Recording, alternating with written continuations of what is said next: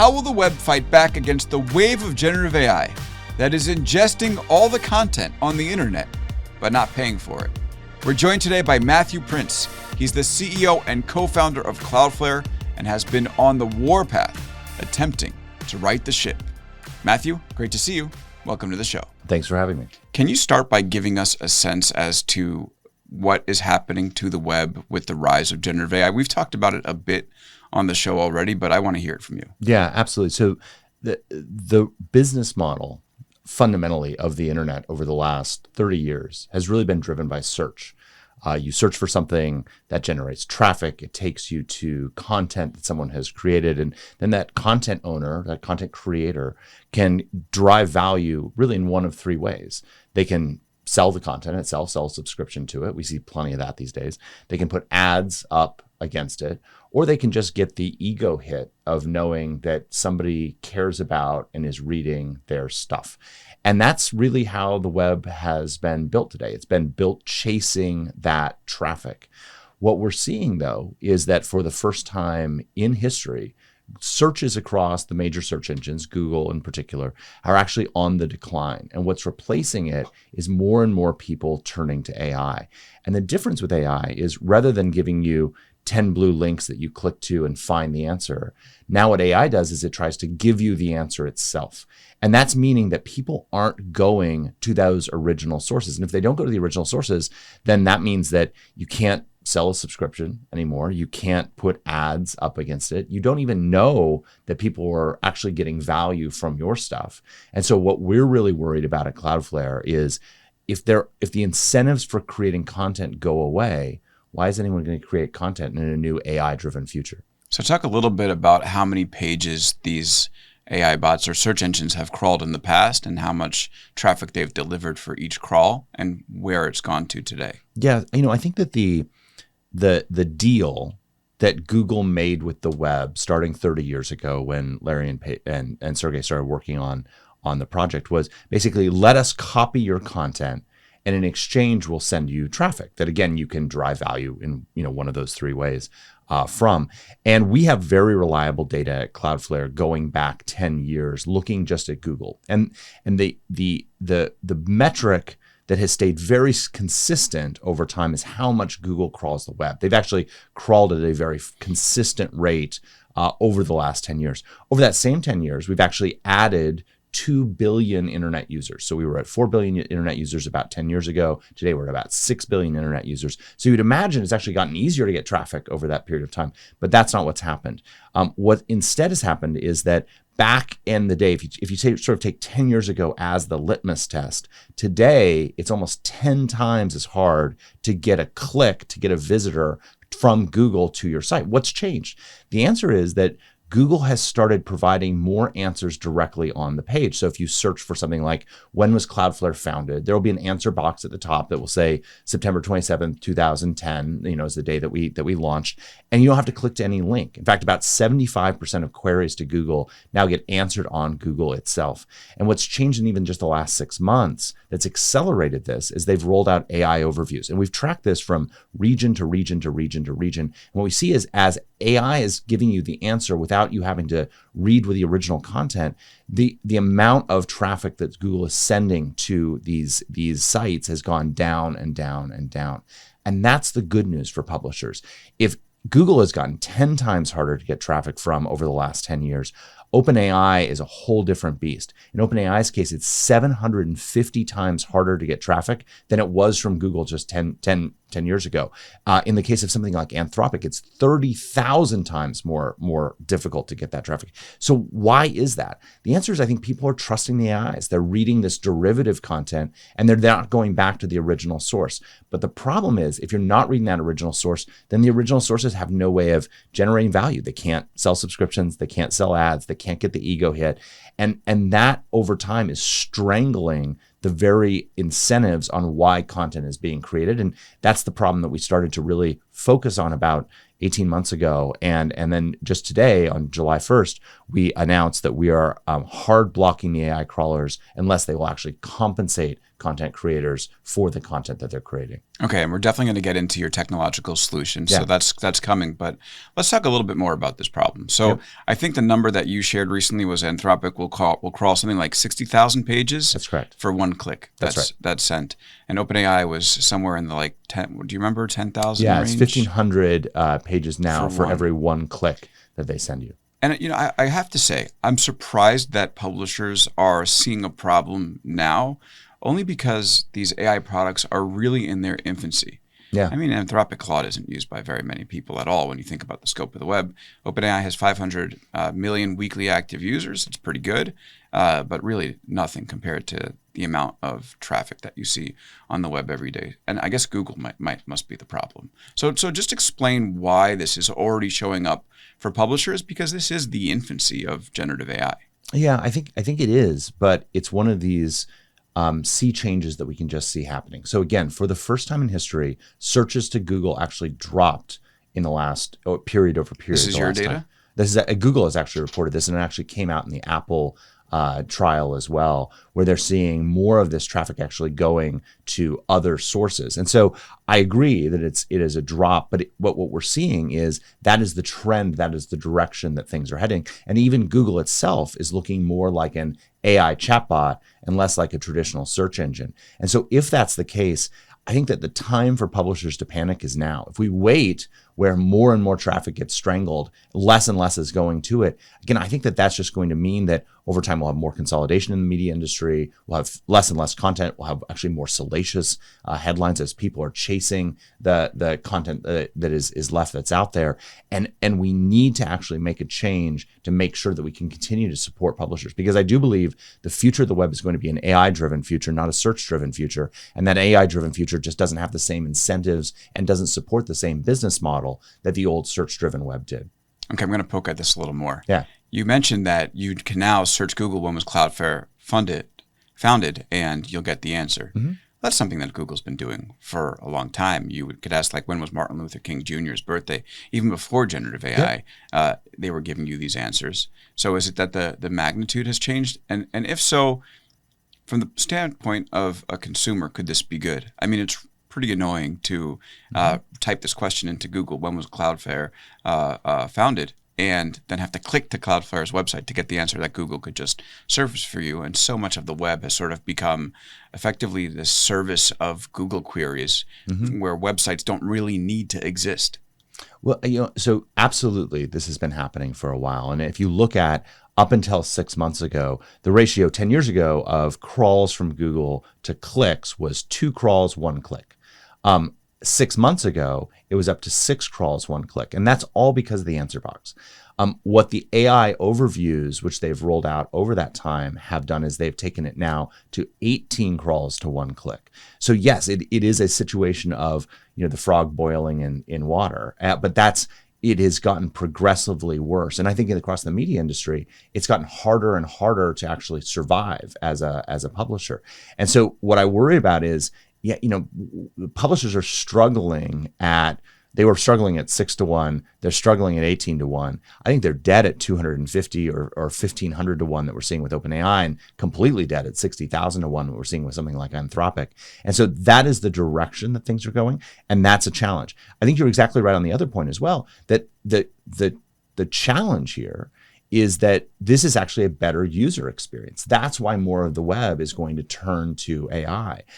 It is great that you can type something in and you can get back an actual response as opposed to having to hunt for it yourself. That's a better user interface. And so that absolutely is going that direction. I'm not arguing, and I don't think anyone is arguing, that we should just get rid of AI or that we should go back to sort of 10 blue links on Google.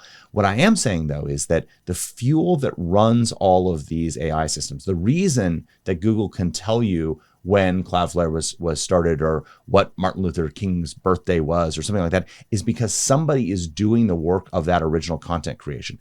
That original content is the fuel that fuels Google, it fuels all of the AI companies. And if we strangle off the business model of those places, if we strangle off the incentives for content creators to create content, then we're actually going to end up strangling the AI systems as well. Because if there's no content to train on, then the AI systems are going to be pretty stupid for that. And so I think everybody agrees that there has to be incentives that allow content creators to continue to be compensated. The question is, what does that incentive structure look like? And that's, again, what we've been really spending a lot of time trying to figure out. Ken, I just want to ask you one more question about crawls. Yep. I think that sometimes, you crawl to like put a website in search. You would crawl to put a website in your search engine or a page in your search engine from a website. Are these generative AI bots crawling to do something similar, just to surface the information from these pages, or is some of the crawling being done in service of training their models? Because if that's the case, it's actually not as big of a deal because it's just being fed into training. I think the problem is taking that like direct query to answer behavior and sort of bringing it into the search engine. So do you know, is it training or is it just surfacing answers? So I think there are two different parts of this. There's definitely training, and then there's what is closer to a search like experience. If you're familiar with this, it'd be something like RAG or something where you're actually getting that real-time data in order to augment the foundational model. I think in both cases, though, you're actually costing the content creator something. There is literally, they're paying for that traffic. They're paying for that load that the crawlers are pulling off of it. It is the intellectual property, it's the data, it's the content of these providers that they're using to train the models. And so there's value that the AI companies are getting. If there weren't, they wouldn't be crawling. Right. But there's no return of any compensation or any reward. Again, in the old days of Google, the trade-off was, let us copy your content and in exchange we'll give you traffic. What has happened is the frog is boiled in water. And now everyone's saying, let us copy your content and we will give you nothing in return.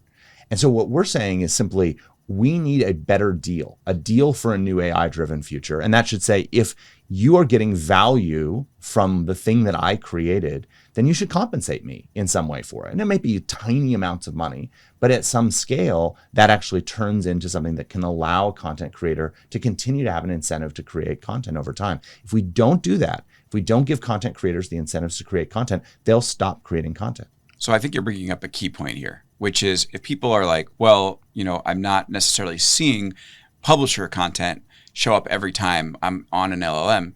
What you are seeing sometimes is the product of the publisher that's been used for training.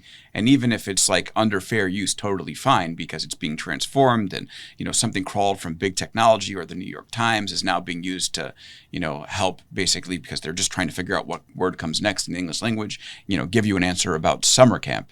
The publishers are actually enabling that. And every time an AI crawler hits a publisher website, they have to pay. And do you work with Wikipedia? Because they've been loud about this, that like the server costs that they have to pay have increased exponentially, but those aren't human visitors, they're AI bots crawling Wikipedia. So That's talk exactly. about that. So there is a real cost to just supporting this crawl.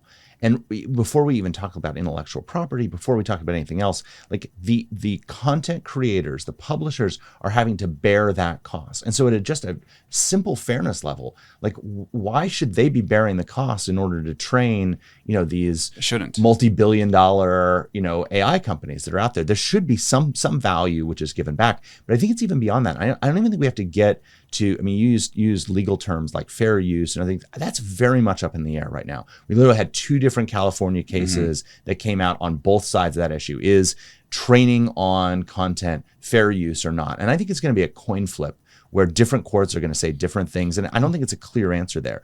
But I think it's a more fundamental thing, which is if you're doing something to create value, you should be getting some sort of compensation for that. If somebody else is imposing a cost on you, you should be able to charge them to offset some of that cost. And if something's not, if someone's not willing to pay that, then they shouldn't be taking your content in the first place. Up until now, and everyone's focused, the New York Times is suing, and a bunch of people are doing that. Everyone's focused on the legal issue. I actually think that before we even get to the legal issue, this first step is to actually take the technical steps to give content creators back control over the content that they're creating and let them have the choice on, do I want to give access or not? Do I want to charge for this or not? And then done correctly, there should be a marketplace where content creators and AI companies come together and say, hey, I created this piece of content. I think it's super valuable. And the AI company says, yeah, maybe it is or maybe it's not, but here's what we're willing to pay. And maybe they meet the clearing price. Maybe they don't meet the clearing price. But that marketplace needs to exist, because otherwise there's no way to convey value. There's no way to derive value from content creation. And again, I just need to hammer this point home. If we don't give content creators an incentive to create content, they'll stop creating content. And it sounds like, by the way, so you're not a skeptic of the AI technology. You believe that this AI, generative AI thing is going to work. Not only that, I mean, it is already clear that it's going to be the interface of the future of the web. So we're going to move from what has been the dominant interface of the future of the past of the web, which was search, to what the interface of the future of the web was going to be, which is very much going to be AI. So I believe AI is going to get better and better and better. I actually think that done correctly, content can be created in such a way that will make AI better, and that you can create incentives for doing that. What I worry about is, in order for AI to get better, you have to have original content. People have to be going out and creating that.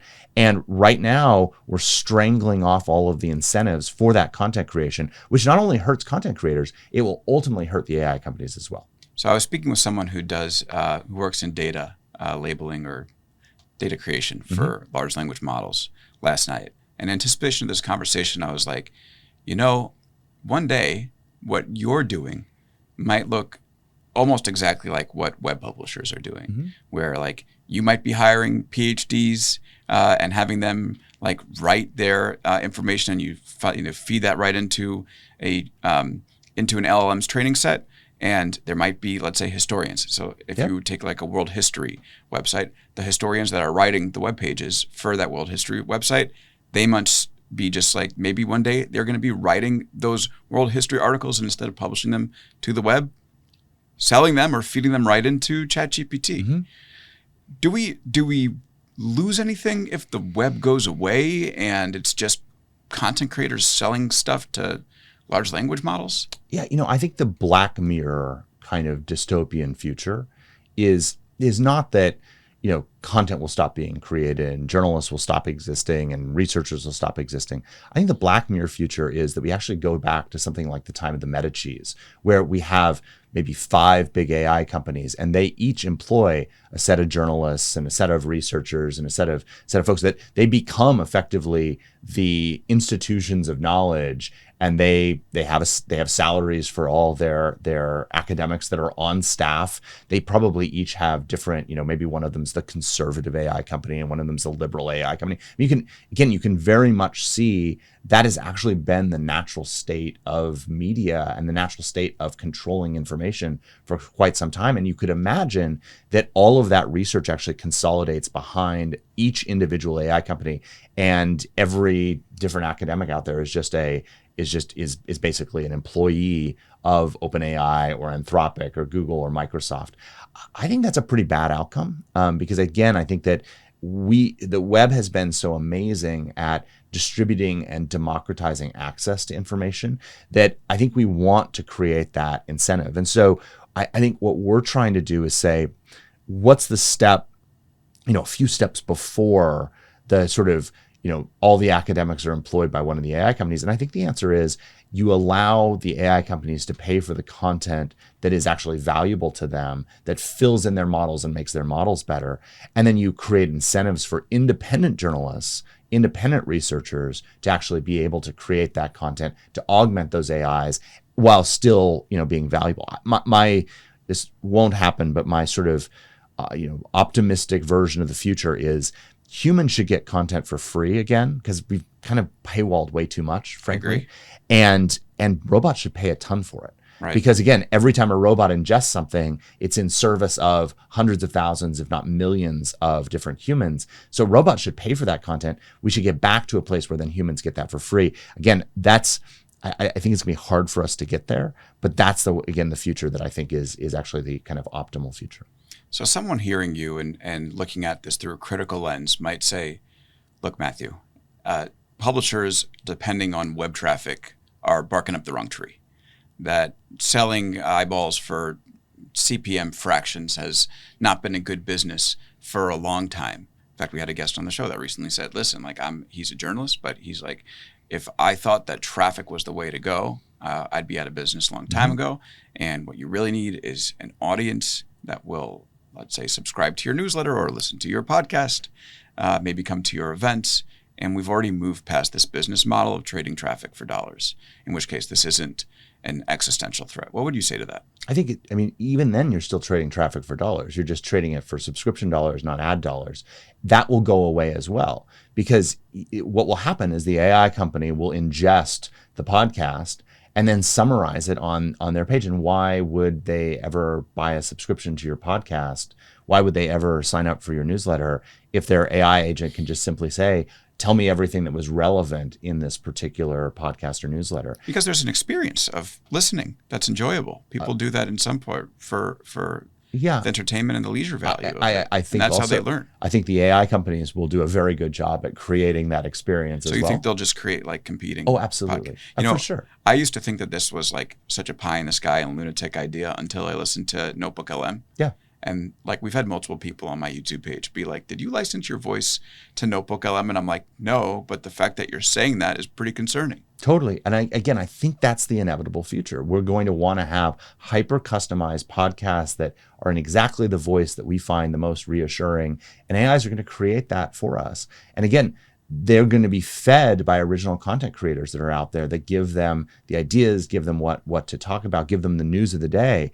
What I think is we have to move even past the business model of subscriptions. We've got to get to something else where you as a content creator are being compensated for the content. The way I think about it is every one of these LLMs is a little bit like a block of Swiss cheese. They've got, a lot of stuff there, but there are big holes that are in it. And content that is valuable for them are the ones where they actually fill in those holes in the Swiss cheese.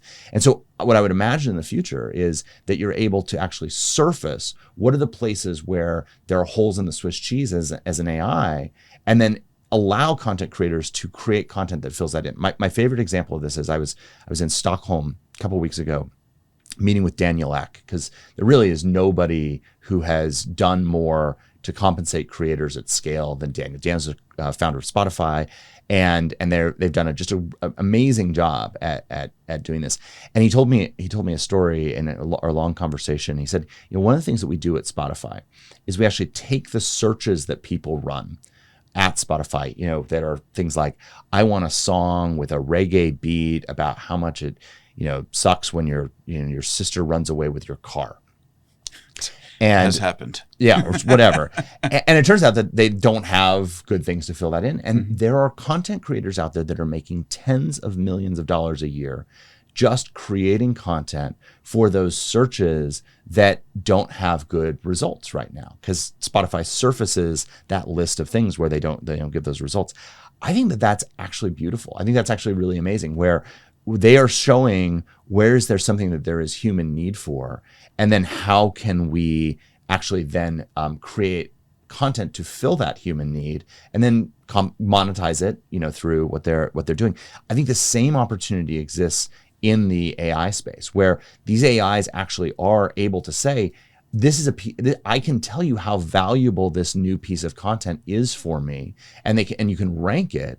And then that allows you to create a marketplace where they can say, listen, that new piece of information is so valuable that I'm willing to pay you for that. And I think that done correctly, that then gets us to more original content creation. It gets us to less sort of Me Too, copycat style journalism, same thing in research. It gets us to maybe a place where we're doing original research and getting rewarded for being more original as opposed to being more salacious. Yeah, it's interesting. YouTube has a similar thing where there's an insights or an inspiration tab, and they give you like the title, the description, and the thumbnail. And they're like, people are searching for this. You go out and make it. Yeah, that's exactly right. And I think that that's actually that incredibly valuable thing. That's making humanity better, as opposed to, yet another story that's just chasing, the most salacious headline that you can get. So you're talking about this idea where publishers might sell the ability to crawl to AIs. That is also assuming that content is scarce. And so I want to run this other idea by you, which is that if we had the same amount of content that we have today, that's a great idea.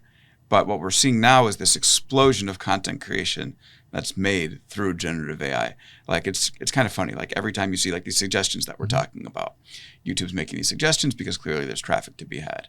I'm sure there are already YouTubers today that are feeding that into ChatGPT, spitting out a script, running that through VO3 and Google, and then posting the videos and cashing in on traffic. So there's just going to be, and we're in the middle, I believe, of this explosion of content. Actually, you probably have better data on that than my suppositions. It almost feels like a DDoS of the web, where like, if the ability to create content is constrained by a human's ability to create content, then you have something to bring to these AI companies. But if human plus bot content starts to become the norm, there's going to be so much, then even if you're creating high quality stuff, it's not going to matter very much to these generative AI companies. What do you think about that? I think it's still, so first of all, I think that there's the pure AI generated content. There's lots of research that shows that training AI on AI data is sort of like that old Michael Keaton film Multiplicity, where basically every copy of something gets worse and worse and worse. And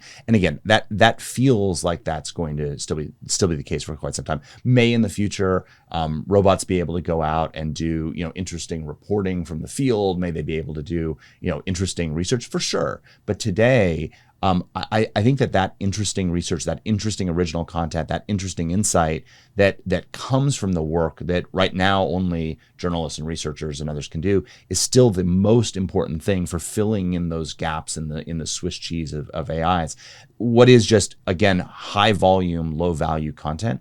My hunch is that that's, if we score it correctly, going to be exactly what it is, which is low value content. And so it should be rewarded very minimally.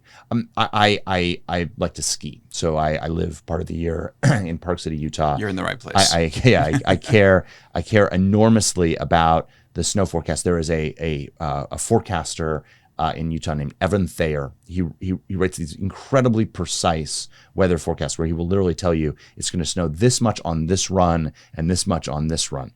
And again, I actually pay for his content because that's super value for me. I am going to be more willing in the future to pay for an AI that has actually licensed Evan's content back from him than I would to pay for an AI that doesn't have that content. Because again, that content is going to be, super useful and unique and valuable to me. And so I think actually what it will do is as we have more AI systems that are out there, is it will cause you to look for more original creative content. And that's going to be the thing that the AIs are going to be the most willing to pay for. And that, again, I think is actually a beautiful thing where we're instead of creating incentives to create more and more salacious headlines and chase traffic, we're creating incentives to create knowledge that fills in those places in sort of the Swiss cheese where there might be holes. Taken in aggregate, all of the AIs are probably a pretty good representation of what human knowledge looks like. And so if we can score them and say, okay, here are the gaps in human knowledge and here are the places we need to fill in, that actually gives a really rich place for creators to look to create content which advances human knowledge. So, DeepMind is working on weather forecasting right now. Yeah. This example that you gave of Evan Thayer, the forecaster in Utah, are we that far away from just telling an AI, hey, like you're tapping into the DeepMind model and weather forecasts? I want to ski this route today. What's happening? I think we're probably pretty far away from that. But but again, I think Evan is going to be always better using the tools of AI plus his local knowledge to make this better. AI just becomes a tool that creative people use in order to tell stories better, get better information, do more research. And again, I am skeptical that in the short term, at least, that we're going to have real value that is created by training on purely generated content. Okay, so we've talked about your solution. Let's dive into the technological side of it a little bit. We are a tech podcast, so we should do that. So Cloudflare, security company, helps websites stay up on the web despite all the threats. Yep. And let's just, at the very beginning, kind of talk about like the threats that you see to websites, who's trying to take them down. Yeah.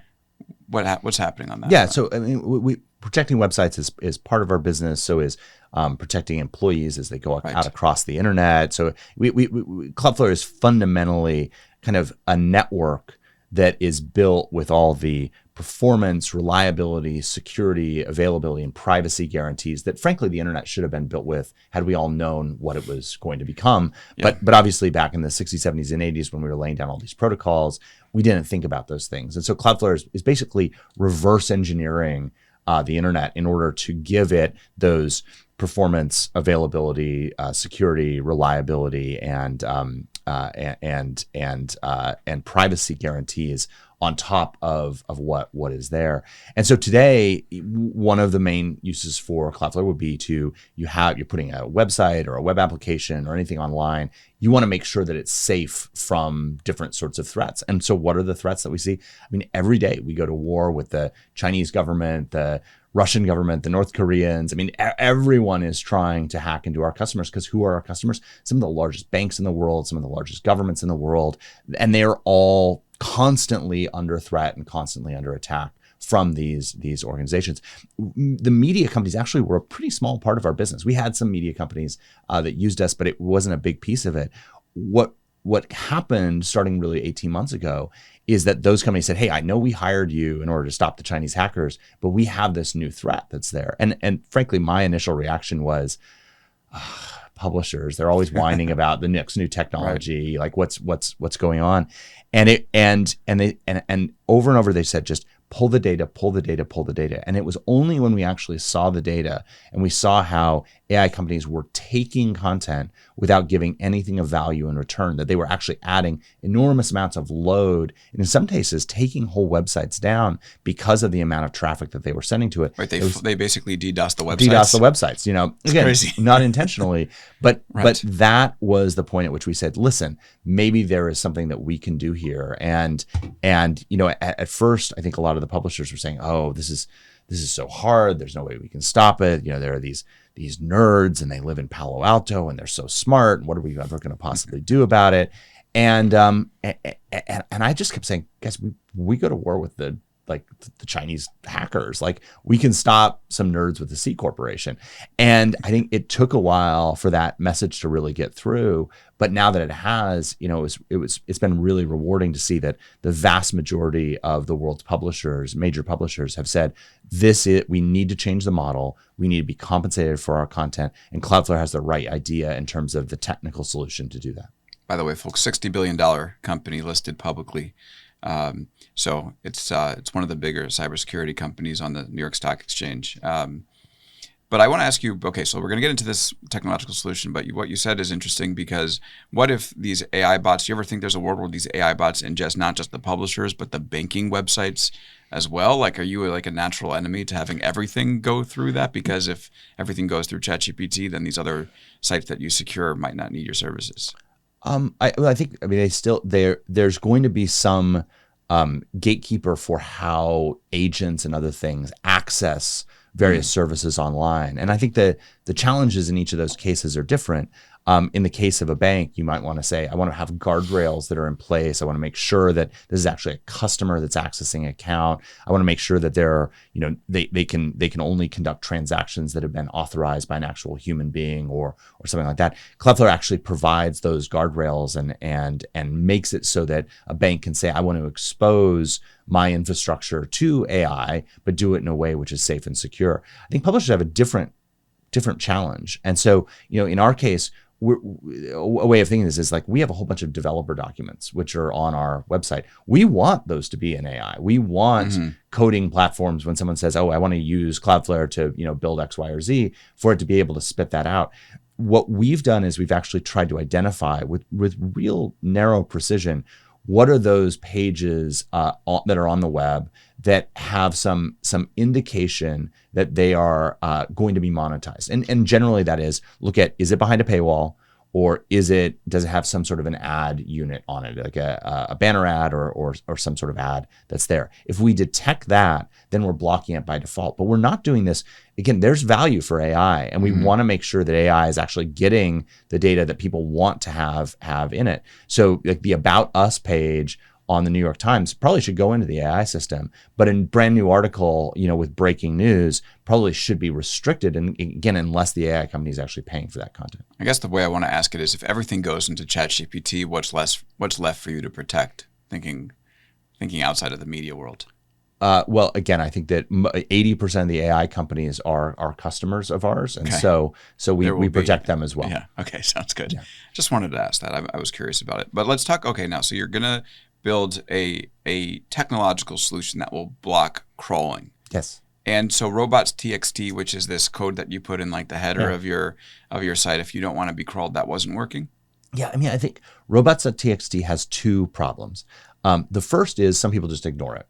And so if you ignore it, then you can still crawl all you want. And there's some big legitimate companies that completely ignore robots.txt. And we're really good at basically being able to say, okay, here's what robots.txt says.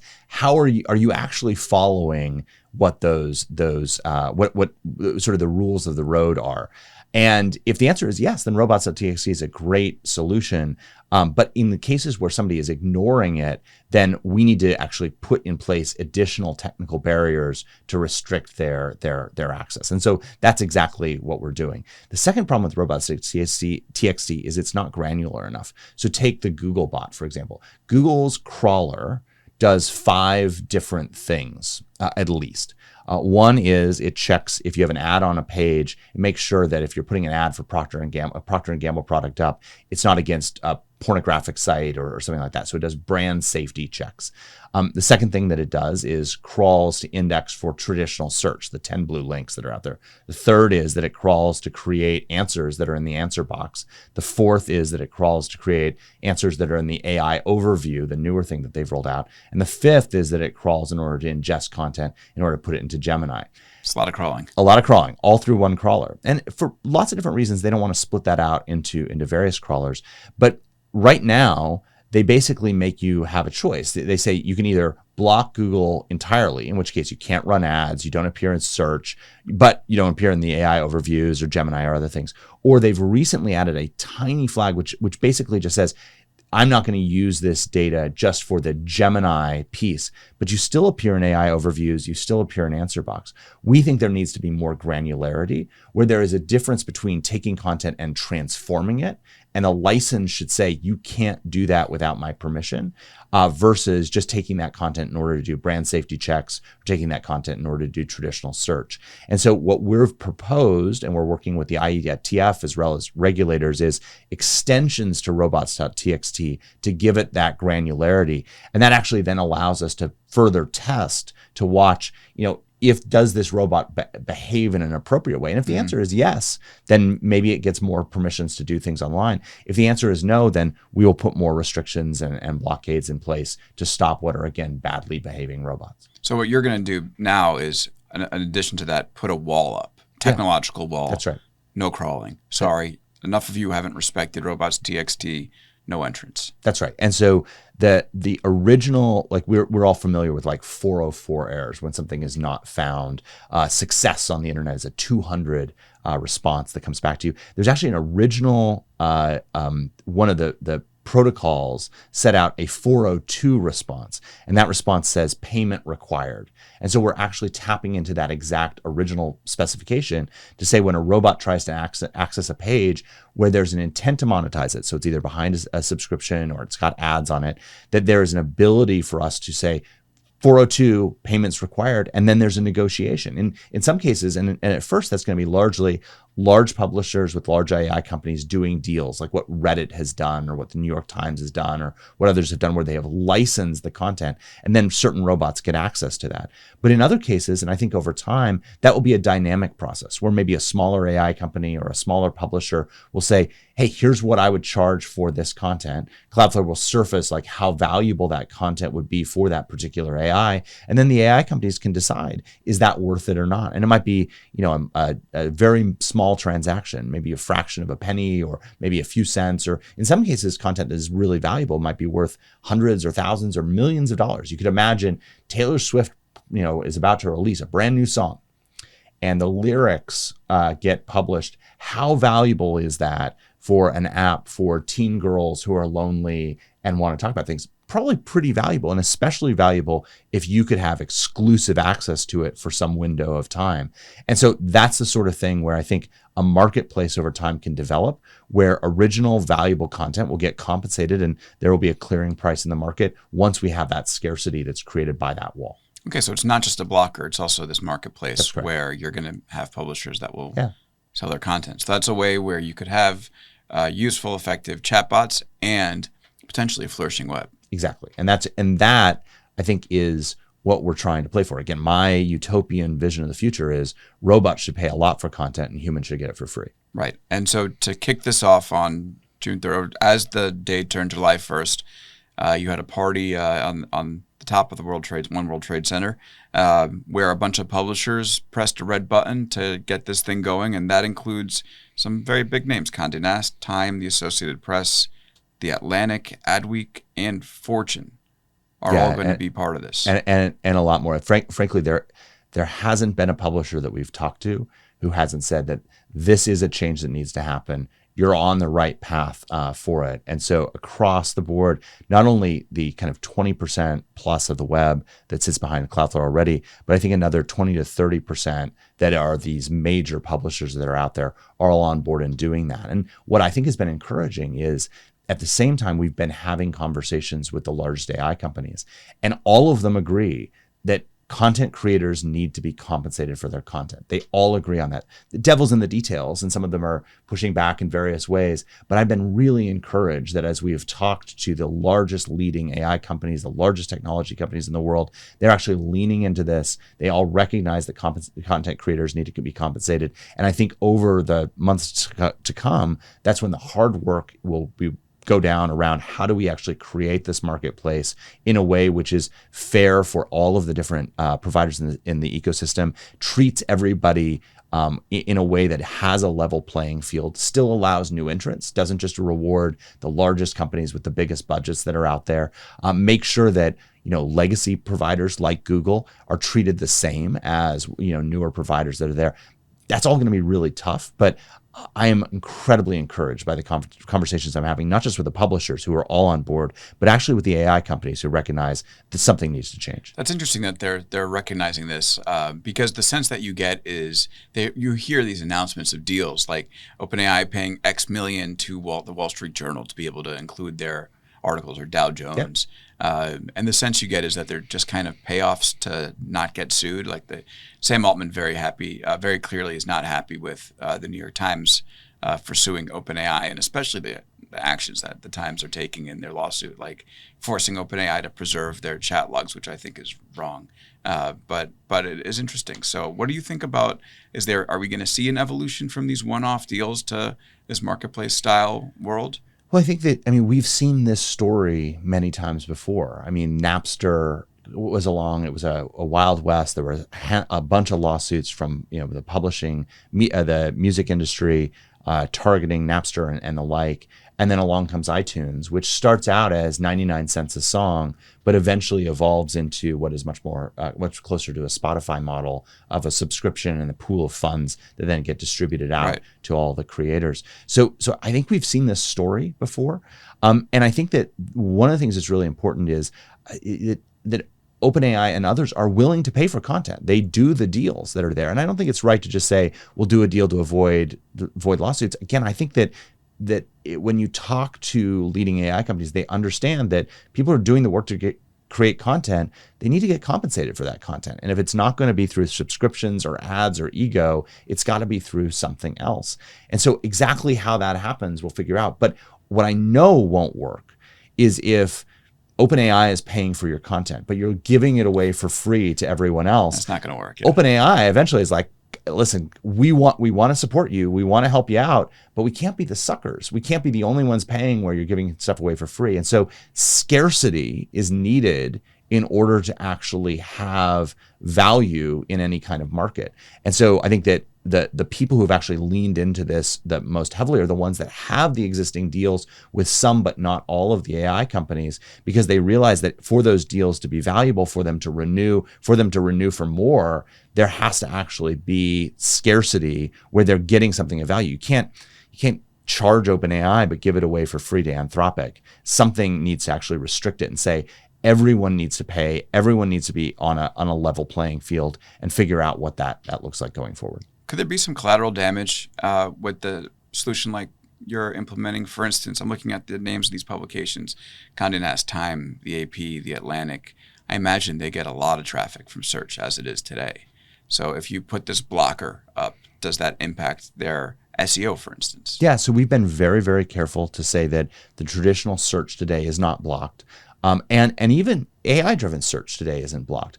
But you're going to see us give publishers the tools to differentiate between search indexing and derivative content. So the way I would think about this is the Google experience today. It may be that a publisher says, I still want to appear in the 10 blue links, but I don't want to be in the AI overview or the answer box. And the granularity of being able to say, okay, Google, I understand you use one bot, but we need that to be treated similarly. And again, I am hopeful, and in my conversations with Google, I am increasingly hopeful that they understand the importance of this and giving that granularity. But if for some reason they don't, I am also 100% certain that regulators are paying a ton of attention to this, and that around the world you will see them force Google to split their crawler out into announcing exactly what it is doing. Again, I think that's kind of the hopefully we get to an agreement with Google way before that has to happen. But that's inevitably, I think Google is going to have to say, if you don't want us to use your content for derivatives, you have a way of controlling that while still appearing in search. Okay, a couple big picture questions before we leave. Sure. How much bigger is the web getting? And is the web sort of accelerating in the size increases that we see? Yeah, I mean, it's actually been, but by all the measures that we can see, it's actually kind of plateaued and is actually flattened out in terms of content. You see fewer domains getting registered. You see fewer new websites going online. I think a lot of that has moved to individual platforms. So more of that on a YouTube, more of that on a Facebook, more of that on a TikTok. That is there. And I think part of that is because those tools have provided content creators easy monetization tools to allow them to not have to think about some of those problems. I think that in an ideal future, you would want content creators to be able to be free from those platforms, to earn more themselves, but still have abilities to monetize that content in interesting ways. And so again, I think there are lots of people who are working on that problem. I actually think Google has been one of the organizations that has, again, created what was the business model of the last 30 years of the web, but the business model of the next 30 years of the web is going to be different, and we've got to think about it in a different way. It's not going to be banner ads. It's not really probably going to be subscriptions. It's going to be something different. And so this is our attempt at one solution, but I doubt it will be the only one that emerges. Now I'm curious what I'm going to do, because just a one-person content operation. So anyway. Well, you should certainly be charging AI to license your voice. Can I sign up to your product? For sure, absolutely. Okay, I'm going to email you after this. And then when it comes to cybersecurity, obviously you talked about how you're dealing with all these governments that would like to hack into sites across the web. Have they been able to use generative AI tools or automated coding to become more effective at what they do? Yeah, I mean, I think that anytime a new technology comes out, bad guys are going to use it as well as good guys. And so we have seen, and we will continue to see, some horror stories around, the family that was tricked by some gang into wiring their life savings because someone that sounded like their daughter called and said, "I've been arrested in Mexico. I need to pay to get out," or other things. I think we are seeing a real rise in, especially out of North Korea, North Koreans posing as if they were applicants to various jobs, and then that is allowing them access, which they can then use to do any number of nefarious things. All of that, again, assisted by AI. So I think that's been sort of on the bad guy side. The good news, though, is that the good guys, folks like Cloudflare, we have been using AI as well in order to not only detect these things, but get smarter at detecting attacks earlier in the process. So that's working for you. At the end of the day, who wins in the AI race is whoever has the access to the most data. And I just think that the good guys are always going to have access to a lot more data than the bad guys. And so far, I feel like we have made the web more secure with AI over the course of the last 2.5 years, and stayed way ahead of the attackers. Although again, there are going to be horrible stories. There are going to be problems that are there. I think that it is going to be harder and harder to trust that something that you're seeing online is actually real, and we'll have to turn to other ways that are more secure about verifying things like identity and authentication. Okay, last question for you. We have 60 seconds. You mentioned you're a believer in this technology. What does the next couple of years in AI look like to you? Are we going to hit AGI anytime soon? Like, what's the timeline you're thinking about? So I believe today that 99 cents out of every dollar spent on AI is just being lit on fire.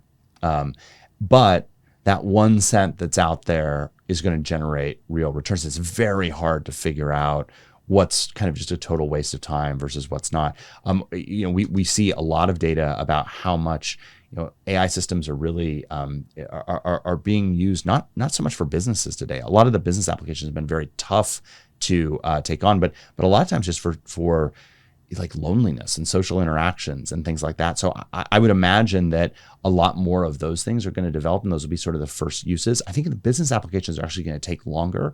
And in places where it's easier to verify the output as being legitimate, it's going to be easier. So coding, like we see that our engineers are significantly more productive by using AI tools than they were before. That's not causing us to hire any less engineers. It's just meaning that every engineer we hire is that much more productive. We have a huge backlog of things to do, and AI is helping us do that. On the other hand, I'm still quite skeptical that the AI customer support agent, that is a much harder problem, or the AI lawyer, that is a much harder problem, because it's just harder to tell whether something actually worked or didn't. There's no debugger in those spaces in order to figure out if what the AI is creating was actually true. And so I think you're going to see just huge leapfrogs in what are things like coding, but I think it's going to take longer for us to do things that are a little bit more difficult to verify. Very interesting. You're deeply optimistic about the technology, but still think 99 cents are lit on fire, wasted. Yeah, it's going to be very interesting to check out. Matthew Prince, great to see you. Thank you for coming on the show. Thanks for having me on. All right, everybody. Thank you for watching and listening. We'll see you next time on Big Technology Podcast.